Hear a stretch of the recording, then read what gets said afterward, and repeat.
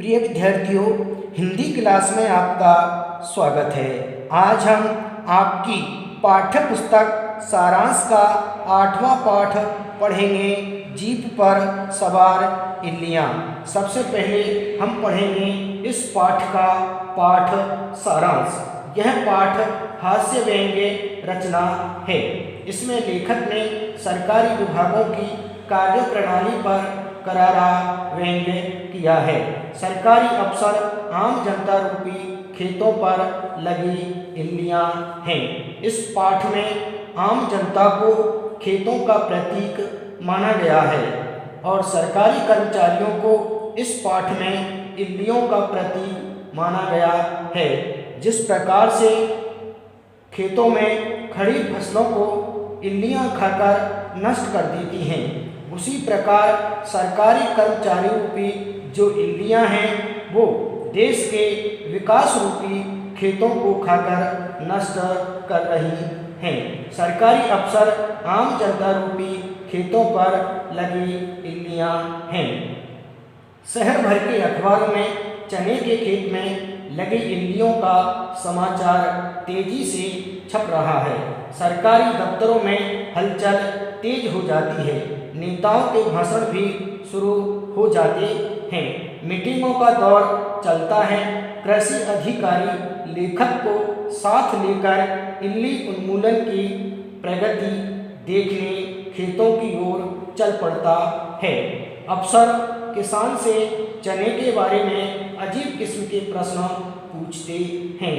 हर छोटा अफसर बड़े अफसर की हाँ में हाँ मिलाता नजर आता है। इल्ली के बारे में किसी को सही जानकारी नहीं है।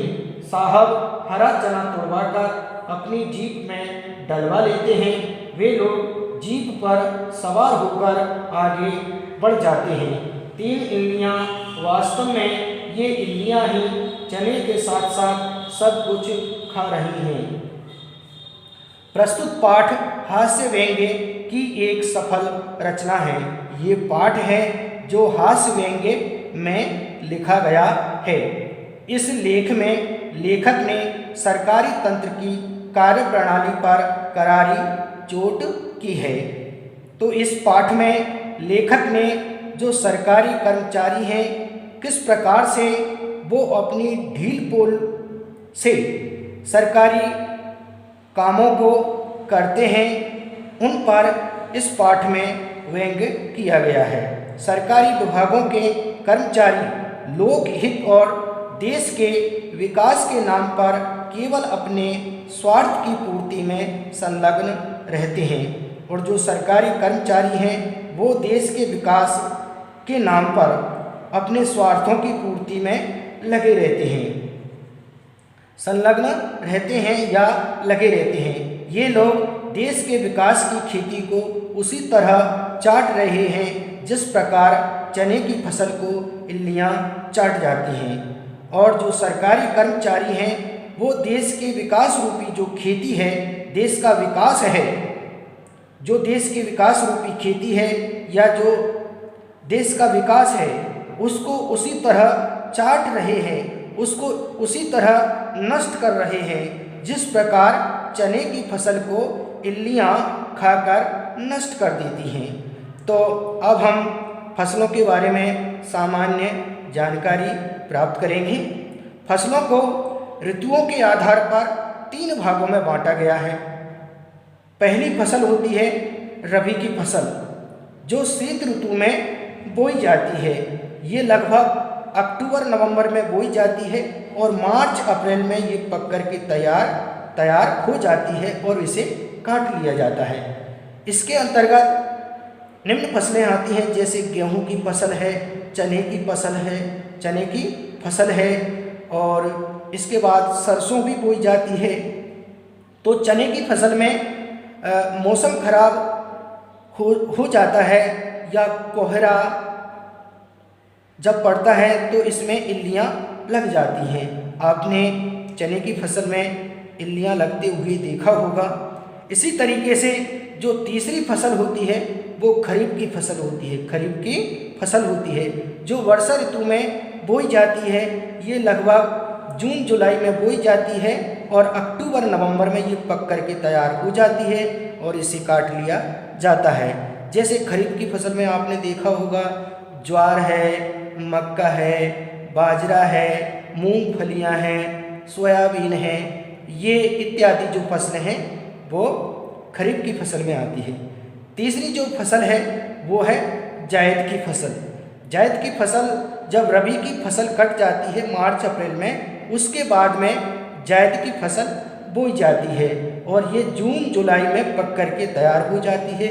इस फसल में लगभग सबसे अधिक सब्जियां आती हैं, जैसे लौकी है, कद्दू है, इत्यादि सब्जियां इसमें बोई जाती हैं। तो इनमें लगने वाले जो रोग हैं उनके बारे में भी आपने अच्छी तरीके से देखा होगा, जाना होगा। तो ये तो थी फसलों के बारे में एक सामान्य जानकारी। अब हम चलते हैं अपने पाठ की ओर। इतना मैं निश्चित रूप से कह सकता हूँ कि चने के पौधे होते हैं, पेड़ नहीं होते। चने का जंगल नहीं होता, खेत होते हैं। यदि खेत नहीं होते तो बताइए यह गीत कैसे बना है। समधन तेरी घोड़ी चने के खेत में। यह पुष्ट प्रमाण है कि चने के खेत होते हैं। इससे आगे चने के बारे में मेरी जानकारी उतनी ही है जितनी हर बेसन खाने वाले की होती है। वैसे चना मेरी कमजोरी है, यह कमजोरी मुझे ताकत देती है, सिर्फ खाते समय, बोलते समय नहीं। यदि आपसे यहाँ पर प्रश्न पूछा जाए कि प्रस्तुत पाठ किस विधा में लिखा गया है, प्रस्तुत पाठ किस विधा में लिखा गया है, तो आप इसका उत्तर देंगे प्रस्तुत पाठ हास्य व्यंग्य विधा में लिखा गया है। आगे बढ़ते हैं। पर इधर शहर के अखबारों में चने की चर्चा जोरों पर है। इन दिनों मौसम खराब रहा। इसका नतीजा यह हुआ कि शहर के आसपास चने के खेत में इल्ली लग गई। अखबारों में शोर हुआ कि चने में इल्ली लग गई। तो चने के खेत में आपने देखा होगा कि चने के खेत में जो कीड़े लगते हैं उन्हें इल्लियाँ कहते हैं। अब कीड़े तो बहुत सारे लगते हैं, लेकिन इल्ली जो होती है वो केंचुए की तरह होती है। ये आकार में छोटी होती है और ये रंग बिरंगी होती है। कई तरीके के इनके रंग हो सकते हैं और केंचुए से आकार में छोटी होती है और केंचुए की तरह ही ये फैलती और सिकुड़ती रहती है, स्प्रिंग की तरह। तो वो इल्ली होती है। तो खेतों में इल्ली लगने का समाचार कैसे प्राप्त हुआ? तो खेतों में इल्ली लगने का समाचार अखबारों से प्राप्त हुआ। तो यदि आपसे यहाँ पर प्रश्न पूछा जाए लेखक को चने में इल्ली लगने का समाचार कैसे मिला, लेखक को चने में इल्ली लगने का समाचार कैसे मिला, तो आप इसका उत्तर देंगे लेखक को चने में इल्ली लगने का समाचार अखबारों से मिला। लेखक को चने में इल्ली लगने का समाचार अखबारों से मिला। एक कृषि अधिकारी ने भी उन्हें इल्ली लगने के बारे में बताया। दूसरा प्रश्न यदि आपसे यहाँ पर पूछा जाए इल्लियाँ क्या होती हैं, इल्लियाँ क्या होती हैं, तो आप इसका उत्तर देंगे इल्लियाँ एक प्रकार के कीड़े होते हैं जो चने की फसल को चट कर जाती हैं। इल्लियाँ एक प्रकार के कीड़े होते हैं, एक प्रकार के कीड़े होते हैं जो चने की फसल को चट कर जाते हैं या नष्ट कर जाते हैं। आगे बढ़ते हैं। और सरकार सो रही है। एक अखबार में तो चने के पौधे पर बैठी इल्ली की तस्वीर भी छपी, जिसमें इल्ली सुंदर लग रही थी। चना हमने भी कम नहीं खाया, पर देखिए पक्षपात की तस्वीर इल्ली की ही छपी है। मैं इल्ली के विषय में कुछ नहीं जानता, कभी परिचय का सौभाग्य प्राप्त नहीं हुआ। इल्ली से बिल्ली और दिल्ली की तुक मिलाकर बच्चों की एक कविता लिख देने के सिवाय मेरी समझ में नहीं आ रहा था कि क्या करूं।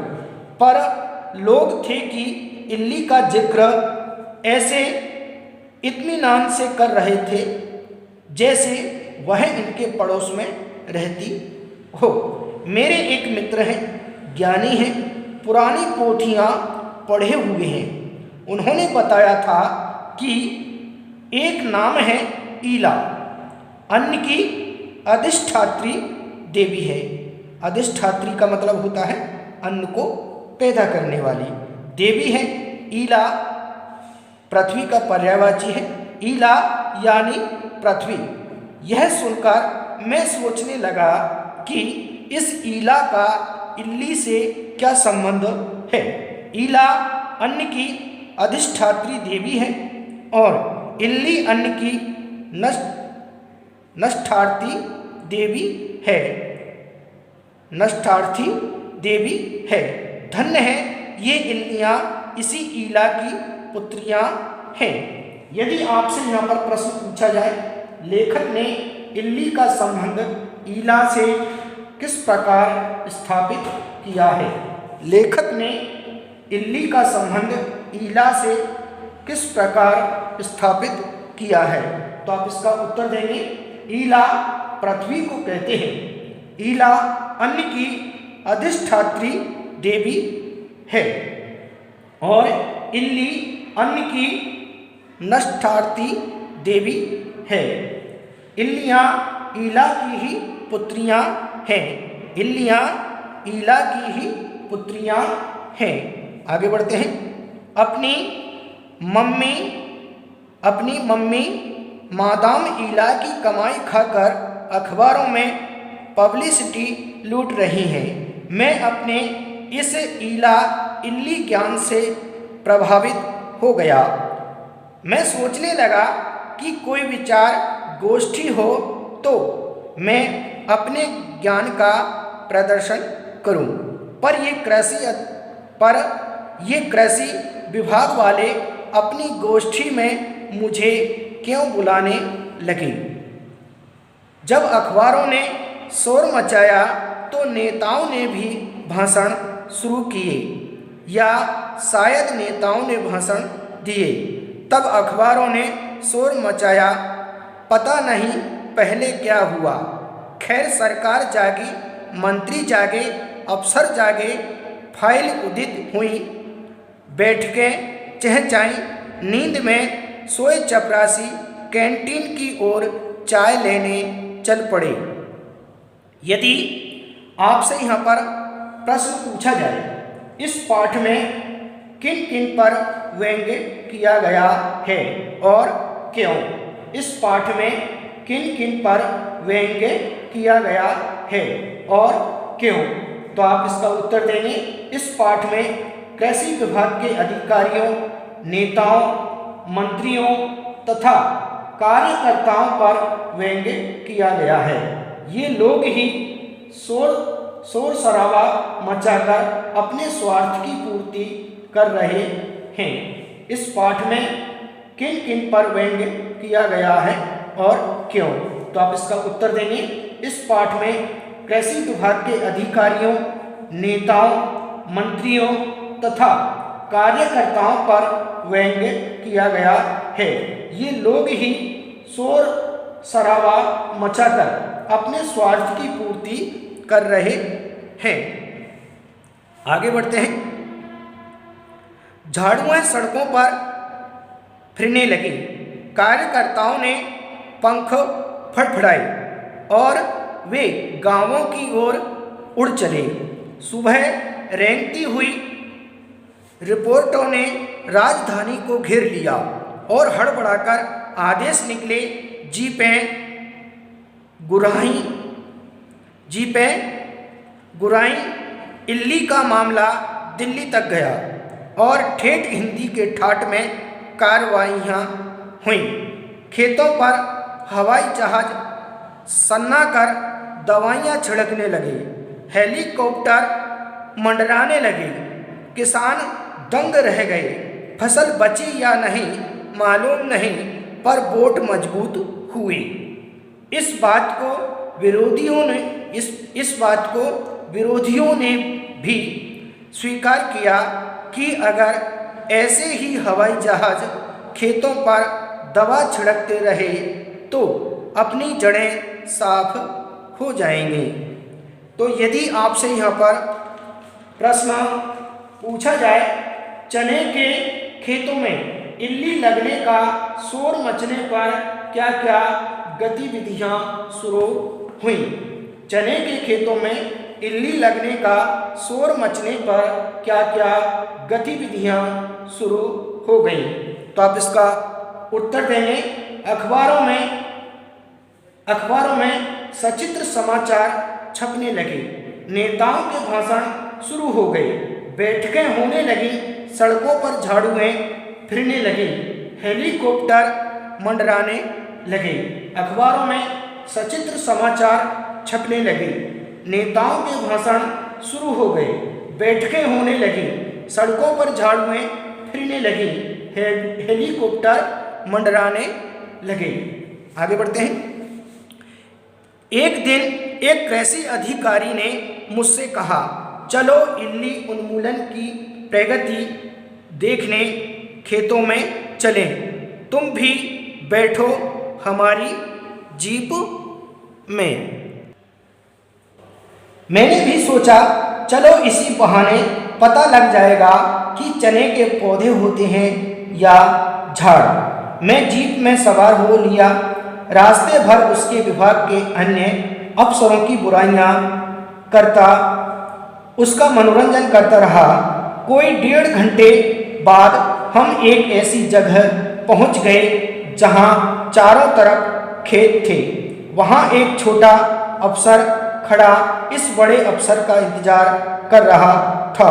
हम उतर गए।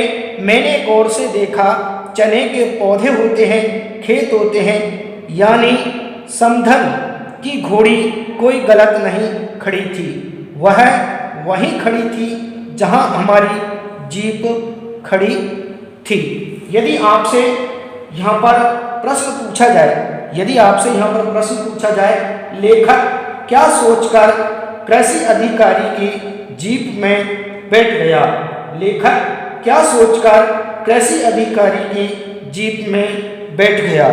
तो आप इसका उत्तर देंगे, लेखक यह सोचकर जीप में बैठ गया कि इसी बहाने यह पता लग जाएगा कि चने के पौधे होते हैं या झाड़। लेखक यह सोचकर जीप में बैठ गया कि इसी बहाने यह पता लग जाएगा कि चने के पौधे होते हैं या झाड़। इस तरीके से आज हमने इस पहले खंड का विस्तार पूर्वक विधिवत रूप से अध्ययन कर लिया है। आप भी इस पाठ को घर पर 2-3 बार अच्छे से पढ़ें। ये बहुत ही रोचक पाठ है और इस पाठ में जितने भी प्रश्न पूछे गए हैं उन सभी प्रश्नों को अपनी उत्तर पुस्तिका में लिपिबद्ध करें, ताकि आपकी परीक्षाओं में इनसे संबंधित प्रश्न पूछे जाते हैं तो आप बड़ी सरलता और सुगमता के साथ उनका उत्तर दे सकते हैं। आज के लिए इतना ही, शेष कल पढ़ेंगे। Thank you.